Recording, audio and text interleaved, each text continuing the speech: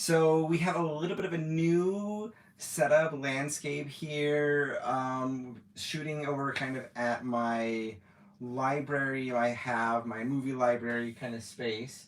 And I've got a bunch of different cool movies and things like that. So we're going to be able to talk about those, pull them out, discuss things, that kind of stuff, which I'm excited to do. I thought that would be fun to kind of discuss some of my favorites, some of the things I like and don't like when it comes to superhero movies and that genre that has built out of adaptation. Hello, Joseph. Hello, Robinson. Welcome, welcome. So I'm gonna briefly go through kind of what I picked up from comics, and then a lot of our time is gonna be discussing like favorites, things that I like, don't like, in terms of the superhero genre and things like that. And I want you guys to tell me what you guys like and don't like as well. I'd be really interested to kind of build a dialogue from here with that. So one of the things that I think is fascinating with this genre of movie is its dependency on a completely different genre, and I think that that's telling. And the way that they're able to approach that, they've done some really good things and some fails. So I'll pull out some of the things here, and if you guys have some things that you want to be talking about or sharing, then let's definitely hit some of those things too. So first off, comic books. Some of the comic books that I picked up and I'm really excited about, we're going to go through some of those. It's been a crazy week, so I haven't had as much time today to go through and read everything. Where I normally try to read through everything before I do my stream so we can talk more in depth about those. But this time we're going to be a little bit quicker through these so we can talk about some of those other things. But here we've got the Batman 120. This has been a really great story arc so far.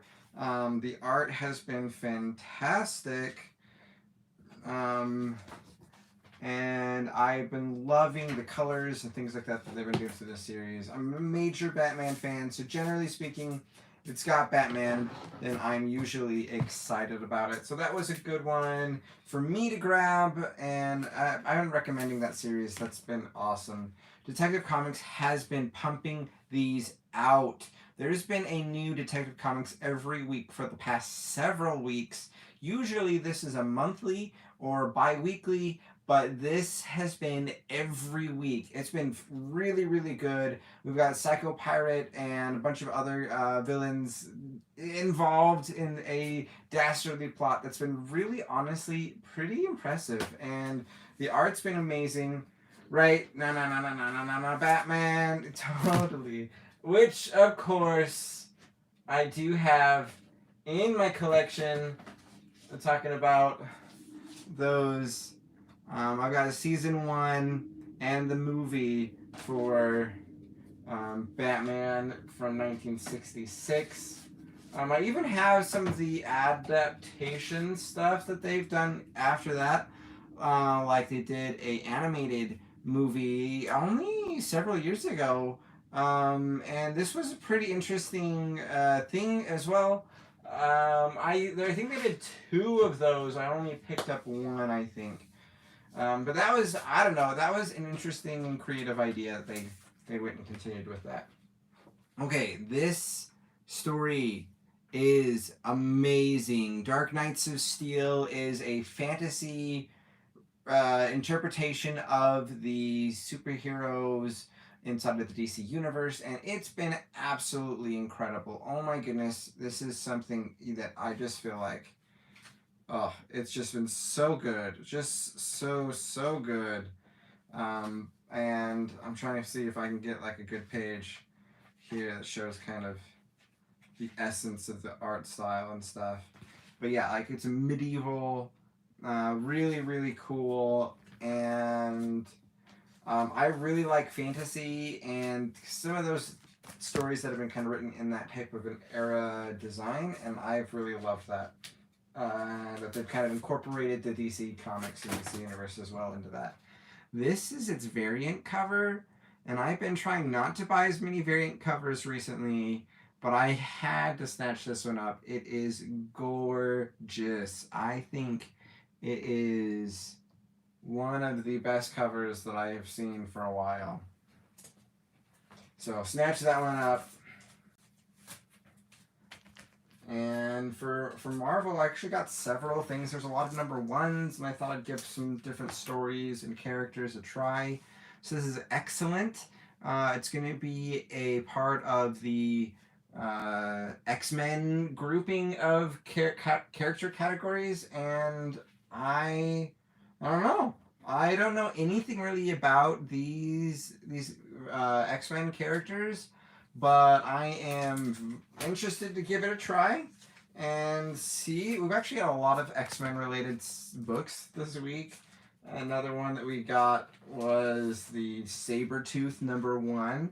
So Sabretooth, I think, like, in the very beginning of the Krakoa era, like, committed a murder and was entombed inside of the Krakoan island, and I guess is getting out somehow. So that, I think, is going to be very interesting. Everyone, all of the mutants have been pretty much playing nice in their little country, except for Sabretooth was not really taking respect to the people who were controlling the country. And so they just, like, entombed him inside the island. And I don't know, that'll be pretty fun. This is Savage Spider-Man #1, and this is looking like it's going to be like turning Peter into a spider, like far more so. And so all I can say is I am going to be reading this. I'm probably going to be talking about it on my TikToks and going through some stories and stuff here. So that one, in the next couple of days, you can be maybe looking forward to finding that. I think that'll be a cool thing. I'm one that I'm particularly excited for. And then we've got Daredevil, Woman Without Fear, #2. I picked up the variant cover. I just think it was more my style. And I don't know. This has been a great story so far. Beautiful art, stuff like that. It's been great. Nightmares from the 90s cartoon Never Again. From was that back for the X-Men or the Spider-Man one? I think that's probably what we were talking about when you put that comment in. I don't know. I got some good 90s cartoons in my collection, actually. And I don't know. I enjoyed those. I watched them when I was a kid, so, you know. Amazing Spider-Man. And this one we've got Queen Goblin. I think this is a first appearance. I picked up this main cover because of that as well. But they had some Gwen variants that looked really, really incredible as well. And in this series, we've been having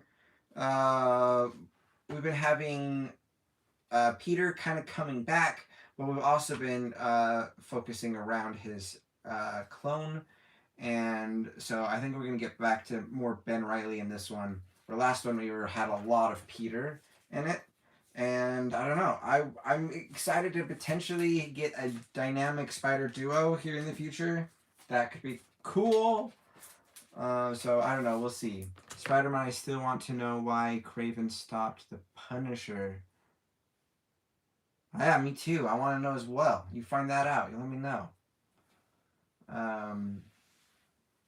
This one's the X Lives of Wolverine. So they've been doing 2 story arcs here: the X Lives of Wolverine, the X Deaths of Wolverine, and they are kind of like going hand in hand, and they seem to be pushing the Krakoa era forward.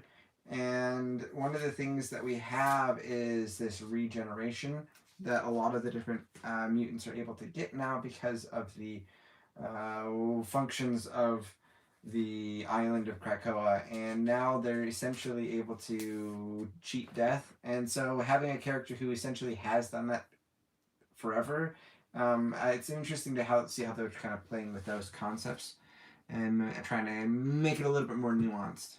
Then here we got Fantastic Four Reckoning War #1. This is the Alpha one, and I don't know. I was at #1. I thought I'd pick it up. I haven't read some Fantastic Four for a little bit, and I thought it was time. So those are those, and I'll be trying to do some reviews, talk about those. I'll be putting those on like my Instagram, TikTok, and stuff like that.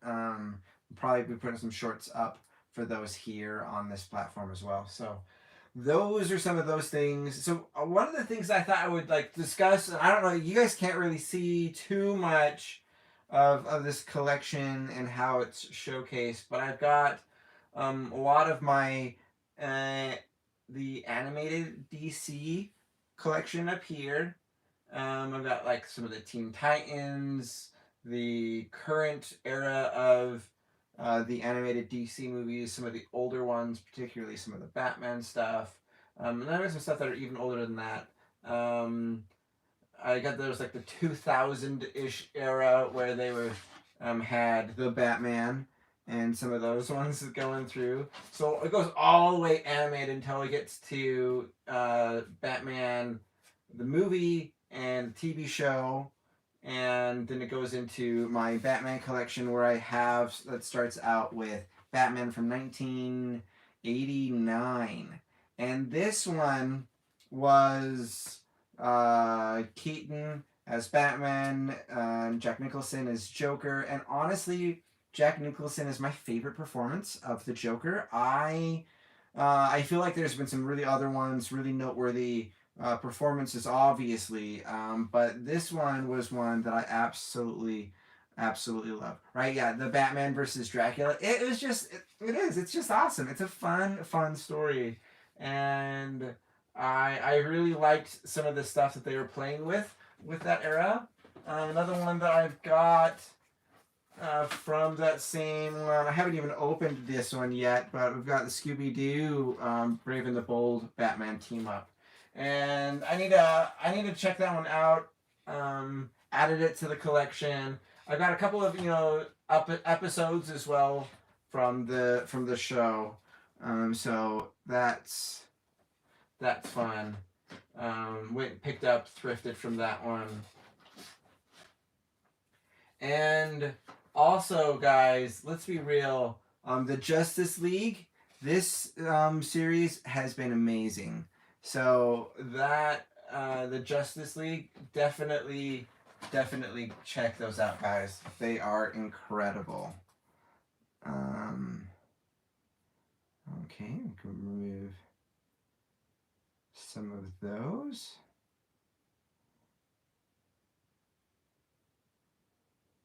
Yeah.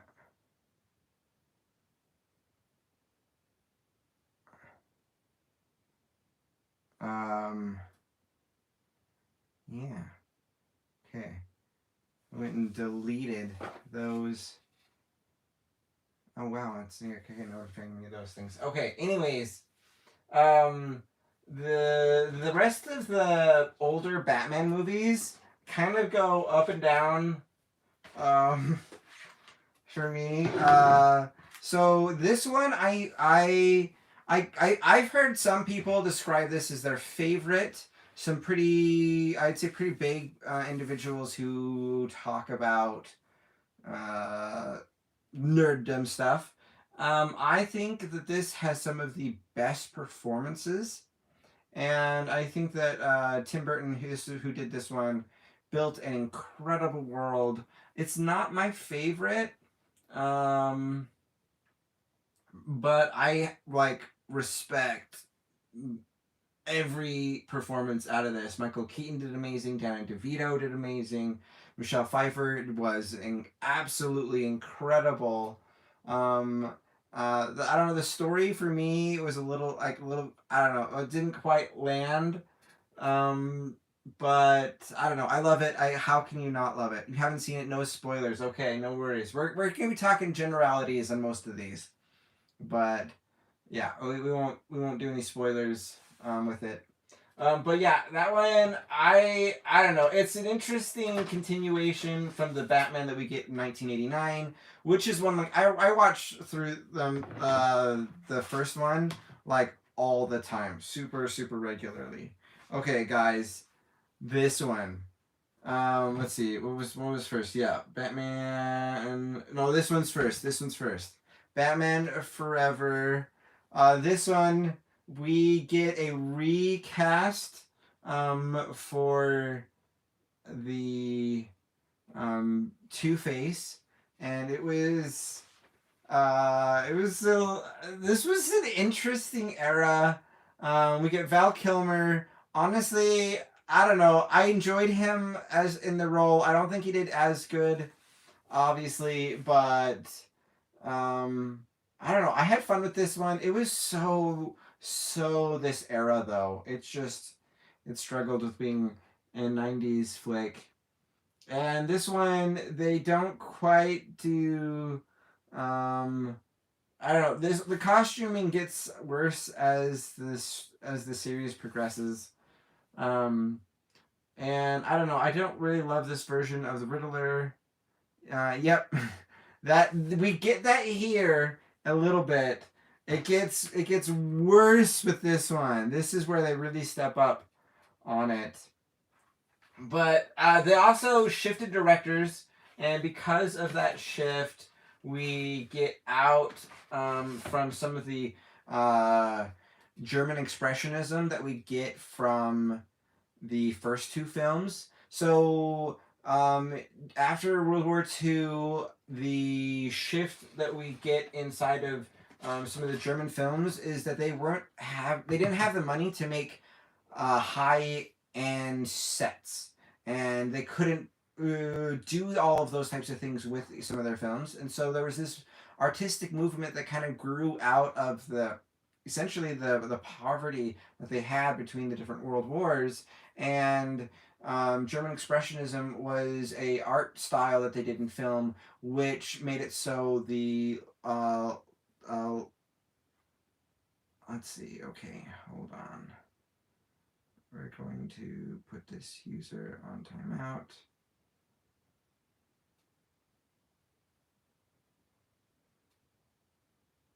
And report.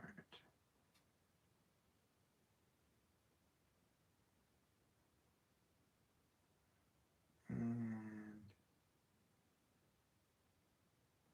can we select more than one? Oh, let's get that. Okay. Well, hopefully have that taken care of. So German expressionism, in the way that it was built out, is it is something that we get where the landscapes and the settings and the design of all of those types of things try to help evoke the internal struggle and the internal monologue of the characters. And so Tim Burton really loves that style, and you can see how he implements the settings and locations to talk about the internal dialogues and the internal conflicts of the characters. And he does that really masterfully in the first two movies. Because of that, it created this like wild, crazy, zany world. And in doing that, we get a lot of richness out of the wild and the zany and the crazy. And when we get out of that, when we shift to these later two in the series, we don't get some of the more thought-provoking aspects of the wild and crazy, and we just get to just wild and crazy without it having some of the richness. So that I think was pretty cool and pretty interesting to see as a interested member of like film theory and and exploring that. So this one has some things I really loved and some things I really hated. But I don't know. I think it's worthwhile. It's a worthwhile experience. Arnold Schwarzenegger was given the most puns probably of his entire career. I mean, he had things like, Ice to Meet You, and stuff like that, where he was doing that character as Mr. Freeze. Going back to the freezer. Okay, yeah. Chris O'Donnell is back as Robin, and he gets a Nightwing suit in this one, but they don't call him Nightwing. So there was like some ambiguity there, and I think that they could have built that out. George Clooney goes and picks up Batman, does Batman for one film, and this is before superhero movies really were taken very seriously. And I think that struggles with why these top tier actors kind of in and then out and then in and then out on these. Alicia Silverstone was an interesting non-canon Batgirl. Like she's just a really like kind of a random origin that wasn't really supported in the comics at all. But it was cool to see a Batgirl. I would have loved to have had a actual Batgirl character from the comics. But I don't know. That was interesting. And then Irma Thurman was dynamite. Absolutely, absolutely amazing. And this is like the foundation of why people are so into Poison Ivy. I'm pretty dang sure. All right, love the '90s totally. Oh man, living through the '90s is always interesting. Um, but those were pretty fun, pretty amazing stuff, and like that was like for me growing up as a kid, like that was Batman. That is what I knew, and that was the experience. And until we got the Dark Knight trilogy, I just got a pretty fun case. I really love that about this case. But this one's got Batman Begins, Dark Knight Return or Rises. Yeah, Returns is the comic. But this is where for me the superhero movie industry said we can take things seriously. So if we go through our like movie timeline of how things come out, we had Blade that was sold out to Marvel to help them kind of test the waters and see how things were going. Marvel Comics was kind of failing financially, and Blade did amazing. And so they're like, oh, that's cool. But it was kind of essentially seen as just like an action hero, not necessarily as a comic book focused story. So then they sold the rights to Sony to make Spider-Man, the first Spider-Man film. And this one did really, really, really well. And because of the success of Blade, they were able to sell the rights to Spider-Man to help have them make this one. And they made it, and it helped make the big difference. Yeah, X-Men. Yeah, X-Men was like 3 years before Spider-Man. They got those out. This was made in the year 2000, which blows my mind that this movie is 22 years old. It's just absolutely crazy to me. Spider-Man was, I think, 2003. And so, yeah, all of those things kind of combined to help save Marvel. And Marvel didn't have this like unified focus during that era. But because of the Batman Begins, like there's this whole set of memes that you would see that would be like before Batman, after Batman, and it was like happy go lucky and then like serious. And that was what the Dark Knight trilogy did. Is it said that we can take these superhero movies seriously, and we can change the landscape of how these movies are appreciated and approached. And I think sometimes we see even film directors today who don't do superhero movies who are like, superhero movies are not film. And it gets like kind of ridiculous because like there are a lot of richness that can be built out of these. These aren't just quick cash cow hits, but obviously there is some of that inside of it as well. When did the X-Men start filming? So a filming project process usually takes up to 2 years. They can shift around and do things differently, but I would imagine it was a full year. Yeah, 1999. Yeah, that that's how it was because it came out, so it obviously had to go through post production, in order for those two steps have to go in line. So if they can get it done in a year, that's pretty good for a movie.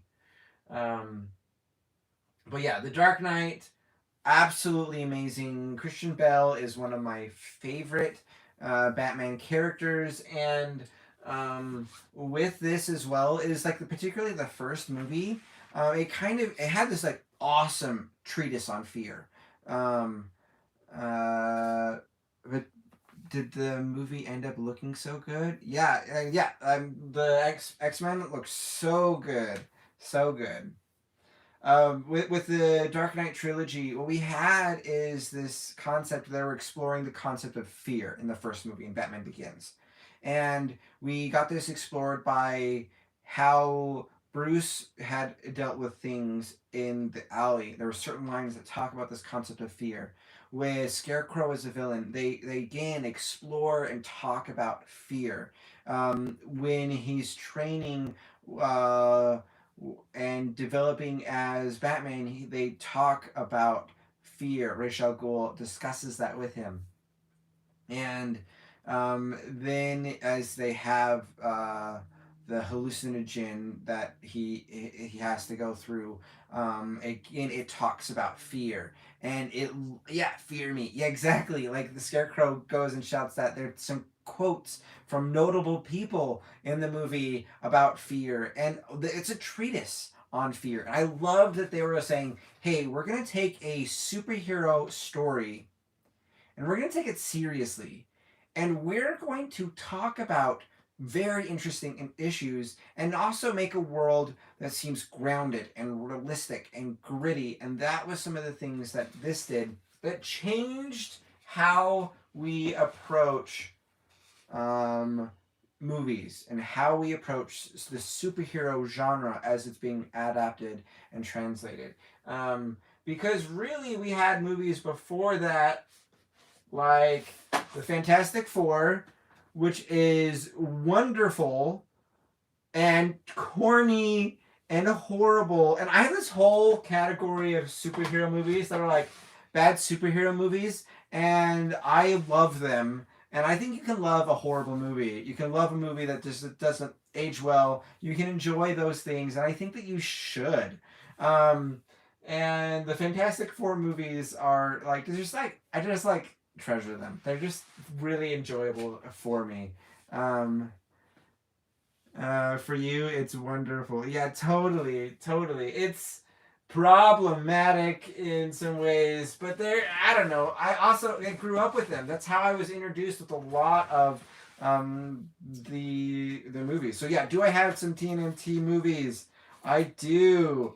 Or start out, I have the TNMT animated movie, and it was a fun one. Not my favorite, but I remember when that came out and it being a pretty hot topic for a lot of people for a little bit with that. And then I have Teenage Mutant Ninja Turtles, the movie, and I thought I had the second one as well.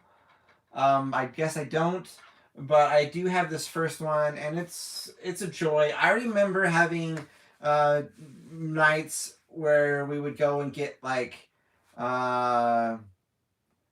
the like pizza and go to Blockbuster, and we would go and see that. Game Challenger Wolf, what's up? Yeah, Turtle Power. But like I remember going to Blockbuster, picking this up, and having movie nights with my family. So that has a lot of good treasured memories with it, and I'd love to be able to get the rest of that series. Hey, what up? Hey man, how's it going? What's new? Right now we're talking movies, so give us your likes, your favorites, things you want to see if I have in my collection or not. So we're kind of going through some of the TMT stuff. I do have both of these, and I have mixed feelings about them. I have mixed feelings about the design of the characters. I have mixed feelings about the stories that they do. Overall, I'm glad that these exist, and I don't know. I was really, really into Arrow, and so when we had Stephen Amell in this second one, I was like, "Oh, okay, I'm gonna go see that. That's gonna be cool." The elevator scene, I've heard some different criticisms, but honestly, I really liked that, and I feel like that was one of the things that was the best thing to capture that. So that was, I think, that was cool, and it's interesting to see how those can cross over the different things. Michael Bay, Michael Bay likes explosions, and he likes. There's a certain thing that's like it looks like a Michael Bay film, and um, it's just the truth. And I've got Transformers stuff all down over there in that corner, and they're I don't know they're an interesting meld there. One of the things inside of on tandem of the different movies, and I mentioned that with Arrow. I've got Arrow right here, and that was like the birth of a new era of the superhero TV, and they struggle with the reality of going too long, not being able to keep up with richness in their storytelling.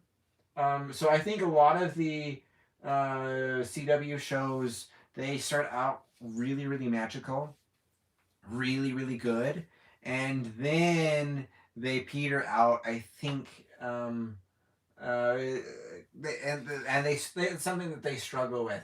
But one of the things that I have absolutely loved, again, this is CW. Um, yes, Michael Bay definitely does. That is an I would say to the level where it's an issue. This series, Smallville, is like it's one I absolutely love, and I think that it is an incredible series. I have all 10 seasons, and one of the key reasons why I like Superman so much, honestly, is because of the Smallville series, and a lot of the character designs do not age well, but the storytelling, the writing for it, I think it's still really on point. And I'll talk more about it because I have thoughts and ideas. Maybe what if there was a villain mixed with like a Walla Wonka and Beetlejuice? How terrifying would that villain be? The first thing that I think of is Jim Carrey's The Mask, except for if he was a bad guy. That would be. I don't know. That's like my first thought when I was seeing that. Smash it with the first Transformers. I think that first Transformers was really great. I think that there was a couple of things that were a little problematic with it, but overall, I had a great experience with the first Transformers. The second Transformers, I don't know if I've even actually watched all the way through. I've seen 3, I've seen 4. Bumblebee, to me, was the apex of the Transformers franchise.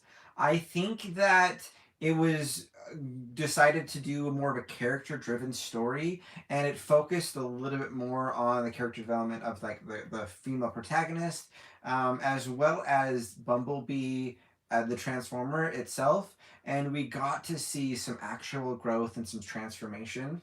Where I feel like a lot of the other movies are just explosions, which is a really fun thing to watch. And so I don't have like anything bad to say about those, but I feel like there was more layers, more in-depth character exploration and stuff like that we could do, and I think that it was really awesome.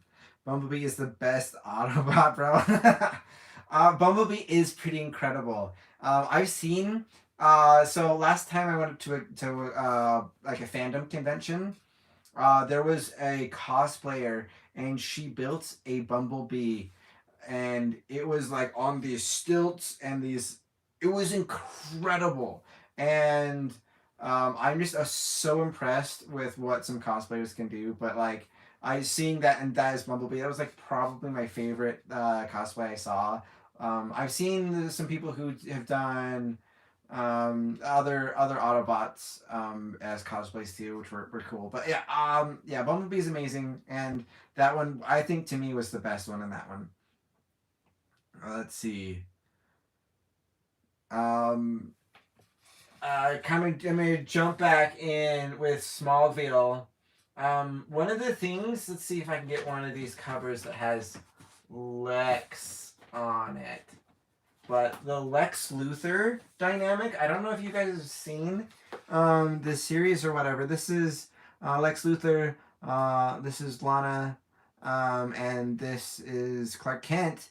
But they set up that Lex is sent and has to live in Smallville, and he's still uber powerful and rich and all that stuff, but his dad's in charge, and they're all through this like really prolonged becoming of age story, and this dynamic with them, they made them best friends, or trying to be, and Lex struggled trying to being able to be a good guy, and he would do these nice gestures that would also kind of feel like you're buying my friendship or you're doing these types of things. But also, this story has some of the best writing, and I'll give you a reason why. In just a second, I'm going to look at this comic. Yeah, Superman is the best superhero in DC Comics. I am in Team Batman. Batman is for me more favorited than Superman. But I mean, they're like so up there, and I love Superman as a character, so I think it's super valid to have that opinion. I think that's great. Um, but yeah, okay. So with this, one of the things that I find that if you want to have a gem, a piece of wisdom, something that you think that you want to share to your audience, um, give it to the villain to say.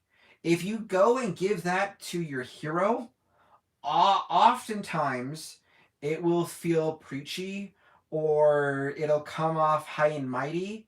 But if you have the bad guy go and tell you this piece of wisdom, this gem of knowledge, it will be so. Okay, we're good. We're good. Oh my goodness. Um, so okay, what I was gonna say is with that we get um Lex going just dropping these wisdom bombs. Like there are some things in him that's like, oh, that's good. There's a ton of quotes that are like very quotable, and that I think is something that was amazing about the Smallville series, and I think made it so it never came off preachy because if Lex Luthor says it, then it's, I don't know, it just doesn't have the same thing as if like, oh, I'm the hero and wise, and I don't know, it just didn't feel preachy, and I feel like that was one of the best things that I learned about storytelling and writing from that series. Right, Michael Bay's mind, right, ruined everyone's child. I don't know. I mean, those are very Michael Bay things. Yep, all true, all true. Um, some of the things that I have that are a little bit more, I think, unique that not everybody has in their collection, and I scored some of these through thrift shops. Honestly, I love thrifting because I'm not rich. Let's just be real. And so there's some of these superhero movies that I thought were very interesting that not very many people will look at. And I'm gonna say objectively, aren't this movie isn't like absolutely incredible. But what they try to do here is give it a comic book feel. What would a comic book feel like if it was a movie? And this was that. Why couldn't CW shows be like now having good? Yeah, right. Yeah, I mean they definitely started to struggle a little bit. Um, yeah, right. That's a good example. Game Challenger Wolf. That is some of these things where I think the Michael Bay started to dip into being just problematic in that series for sure. Um, So one of the things that you see here is that it's like they have very muted colors except for his red tie, which I thought was hilarious. This movie though is crazy, crazy cast. Samuel L. Jackson, Scarlett Johansson, Eva Mendes, a bunch more. Sarah Paulson, Gabriel, was it Match? Um, and like a huge, huge cast. And I think what's interesting about that is it decided to play with the aesthetic and try to make it a comic book feel. And we've had other things that have tried to do that. Scott Pilgrim is a good example where they tried to have it have this more gamey feel, and they did that in all of the visual effects. And this one does it the whole landscape. It's kind of like in Sin City, very very muted colors for things like that. Um, for some reason, you liked this movie. Hey, that's great. I mean I enjoyed it. I didn't love it, you know. So, but I think it's fascinating, and I think it's super worthwhile. For me, again, I love film, film adaptation. I spent part of my college degree was going and watching films and studying, looking at them, and I love that one just because of how different of an approach it has. The story I think didn't quite hold me in the same way, but it's I think super worthwhile for that. Um, in contrast to some of these live action stuff, we get. I've got some of the animated stuff, and we can be totally talking about some of those things. You heard this Scott Pilgrim is getting his own show and anime. Yes, yes, that is totally true. I can confirm that. Thank you, Siri. Wow. Um, so with Scott Pilgrim, it's a comic book, but it's has a lot of manga vibes to me, in not only in like the frame size of the pages, but also I feel like how the page layout was built and several other aspects of Scott Pilgrim. So I think it'll honestly translate really, really well to an anime, and it um, is being worked on through the actual creator, the writer for the project, is heavily consulting, if not helping write and produce the anime. So it's also going to, I think, have reasonably high fidelity to it. And if they do make changes, it's going to be changes in good faith. And you have to know anytime you have a book to a movie adaptation, you're going to have shifts and changes. And I know some people really struggle with that. Honestly, I think sometimes you're like, you failed, you done wrong. And I think that that's fair to say. Like recently, I was talking about The Wheel of Time, which I'm actually rereading right now. And I talked about how I enjoyed the Wheel of Time show, and I think they did some really interesting and positive things with some of the changes that they made. But they also did several things that I think were unnecessary and problematic for the story as a whole. And if you watch the show independently of the books, it's a great show. If you watch them in conjunction to the books, they become really, really problematic on a host of reasons. And I think that that is something that we do struggle with. But I don't think that that type of struggle is going to be present in Scott Pilgrim, because we do have some of the original creators in that. We're also going to be getting a live action version of Avatar: The Last Airbender done by Netflix, and I'm curious to see what they do. I absolutely love Avatar. I've got that collection just down below, and uh, I have the other movie too, but oh my gosh, it's rough. Okay, cool. I'm glad they're able to report on that as well. Um, so we've got. I would talk a lot about some of the Batman movies and things like that. I'm gonna go and grab. Let's grab my X-Men collection, and um, we'll talk about the movies of those. So here are all of my X-Men movies, right? And this is why I think this franchise was so significant. And I think one of the reasons why I think that Marvel as a whole isn't super worried about pumping out X-Men quite yet, because we've had now that acquisition for a couple of years, and we haven't heard any big news about this, but there's been a lot. But one of the things is this is the X-Men universe according to Wolverine, and that's one of the things that I think has been interesting, because out of all of these movies, we have like one movie that's not really focused about Wolverine, or has Wolverine included, and that's the New Mutants, which was the last one to come out from Fox, and it was kind of hoping to spur out a different type of experience. And honestly, this is awesome. This movie had, I think, a pacing struggle. It was a little bit slow. I think that it needed to be able to have a little bit faster pacing to move the story forward.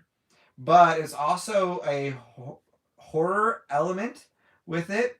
And I think that horror element was really amazing to see inside of a superhero story, mainly because we are so used to having these comic book superhero-y movies be the kind of the quintessential Batman or Superman or Spider-Man story where they go in and fight the villain and swoop in and save the city.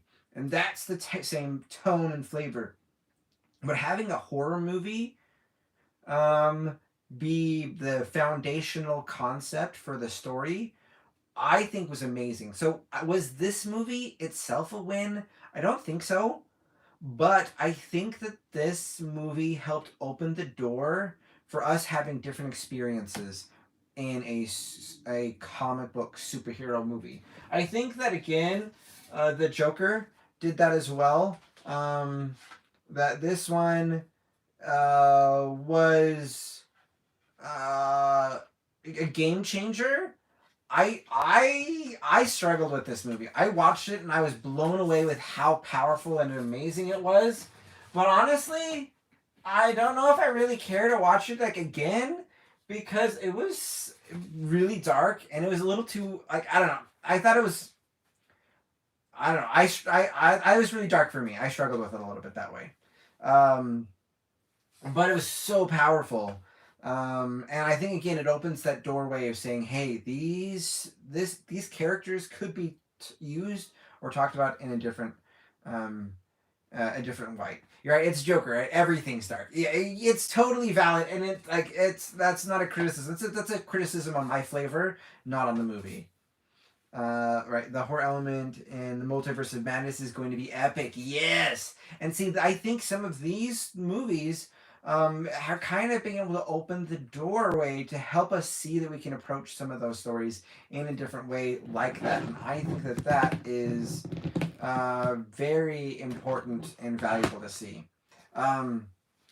So the rest of the X-Men movies are kind of set up in trilogies, right? That little guy couldn't reach the lock. Oh, yeah. Wait. Let's talk about the first X-Men trilogy. So this one was, like, I remember this movie coming out. I remember my excitement for this, and now when I look at the CGI, particularly the opening, it's got like that like DNA flowy intro that they have, and it looks old. It just looks old. But this movie is just a treasure for me, and I loved all of these characters so much. And I don't know. I love it. It's a hit for me. It's a totally a hit. We'll get there. We'll talk about Last Stand. It's gonna be great. Every superhero is gonna do their own trilogy, and it's I love it. I think there's a lot more characters here that deserve more. So that's something I want. Like I want some solo Storm movies. I think that would be incredible. I want Marvel Studios to do Storm focused stories. We get Stormy here. I think that the way that they did Rogue here, like they could have stepped it up so much. But the focus, as we can see, has been Wolverine. And Hugh Jackman, he talks about making this first movie. I mean, he's been a Broadway guy, singer, performer, dancer, that kind of stuff. And he picked up X-Men as a gig. Like I mean that's what essentially every actor does, but he had no clue how big this was, and he talks about that in interviews that he was not expecting this to be huge. And he's right now he's back on Broadway and doing some of those things that he really really enjoys. But it was interesting to see that this is a really interesting thing. You heard that Gilgamesh, the Eternal, is retiring. My favorite superhero. I was so that was that. There was a lot of mixed things about the Eternals movie. There were some really really amazing things about the script and about the story.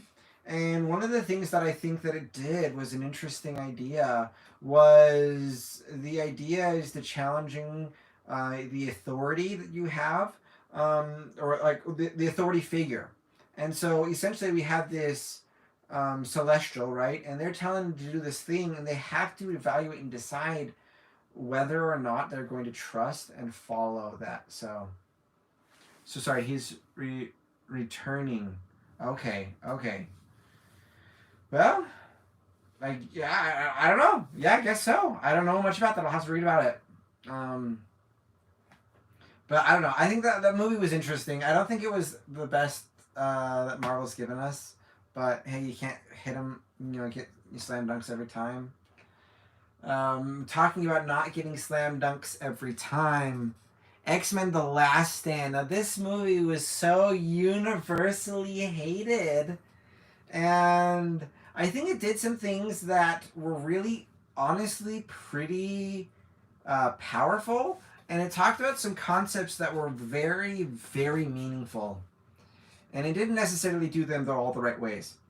And that's just how that story turned out. But honestly, in some of the different struggles and things that we have going on right now in the world, they talk about some pretty interesting coinciding issues in this movie.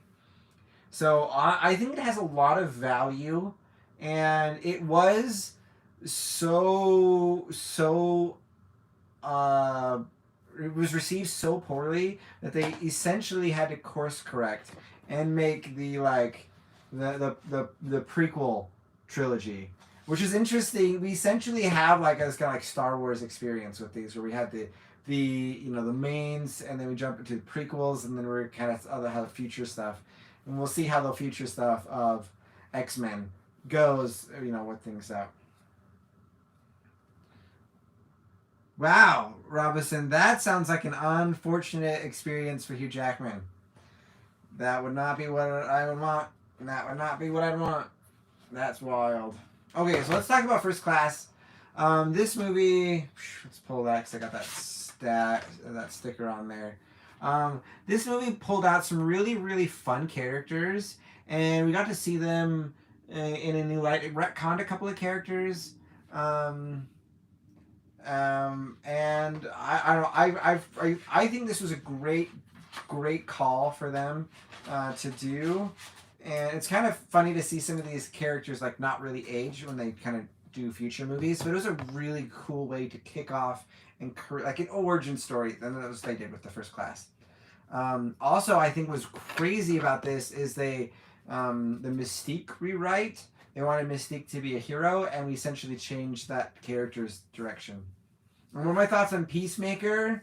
Um, I I think that last time I talked, I hadn't seen anything of Peacemaker, just the trailers and stuff, and I started watching a little bit of it. I've been so swamped that I haven't really dived into. I'm behind on Boba Fett. I'm behind on Peacemaker. I'm behind on Vox Machina. I'm behind on several other ones too. And I so far really liked it. I don't know. I'm hoping I get time to be able to go through it the rest of the way because I want to.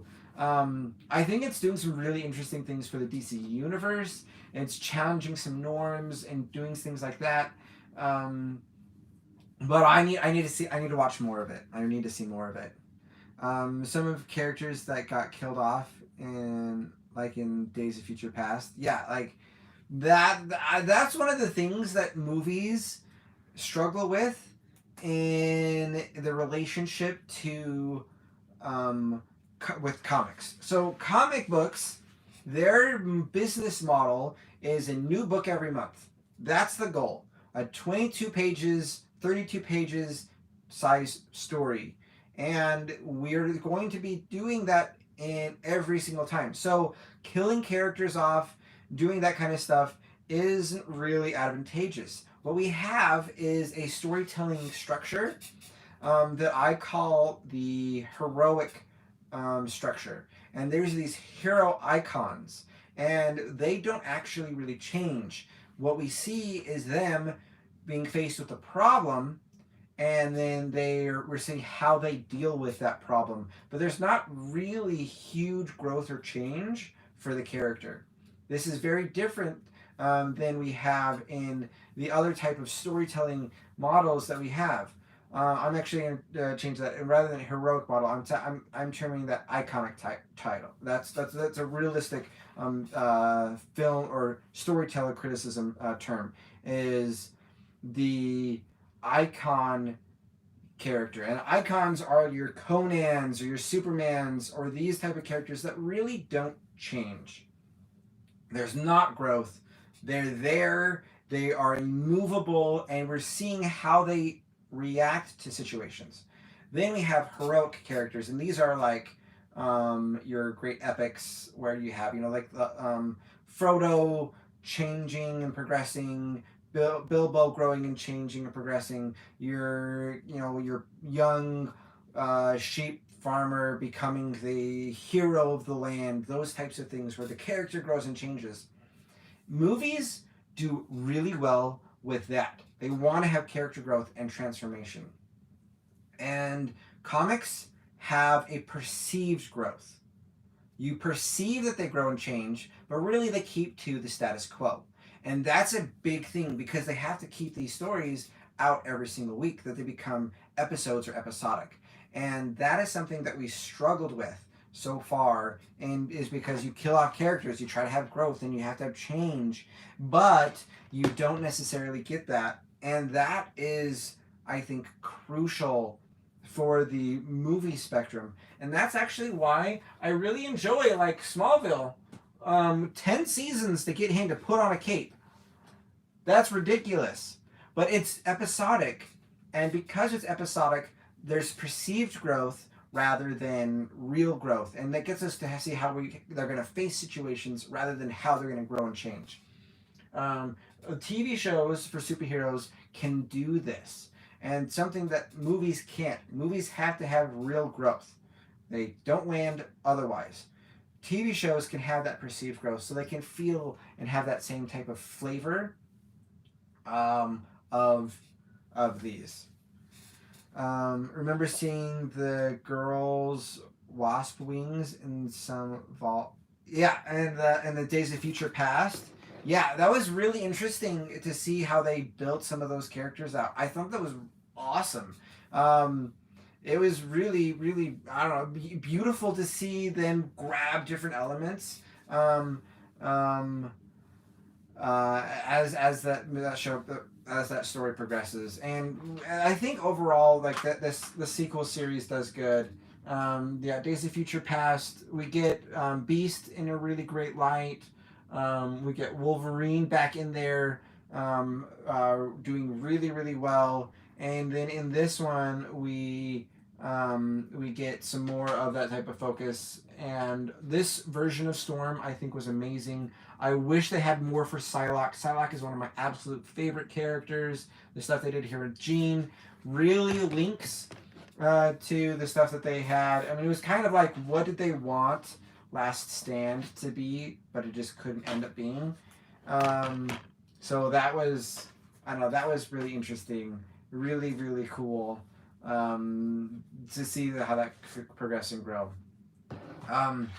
Other ones is the Wolverine Trilogy, and this is all of the movies have so far been really amazing, and also very Wolverine focused.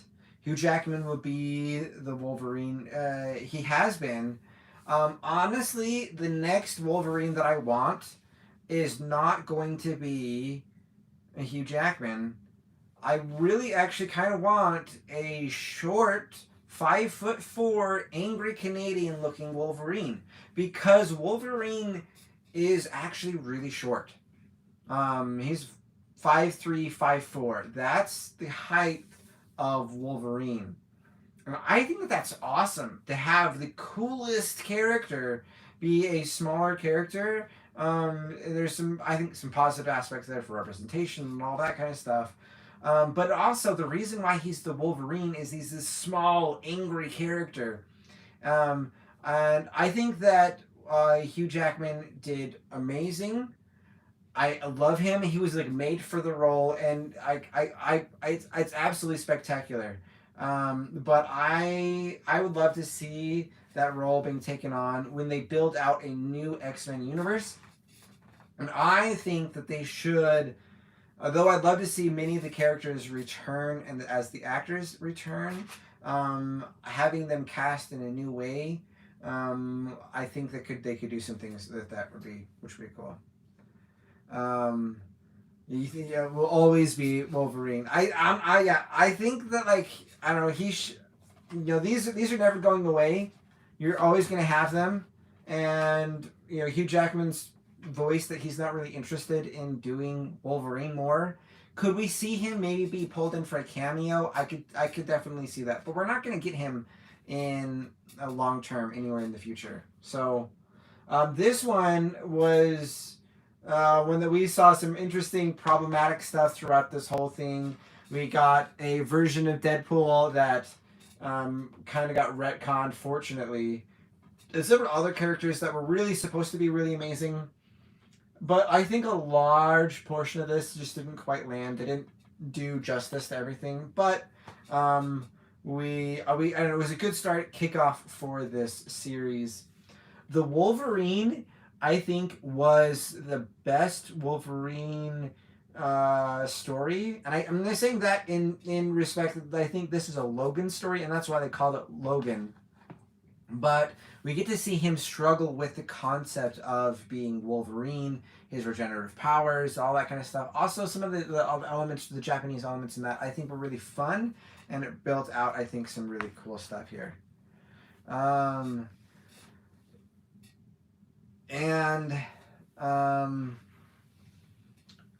Let's see, what or where are they gonna find an actor who's 5'3" feet? Sorry, 5'3" 5'4".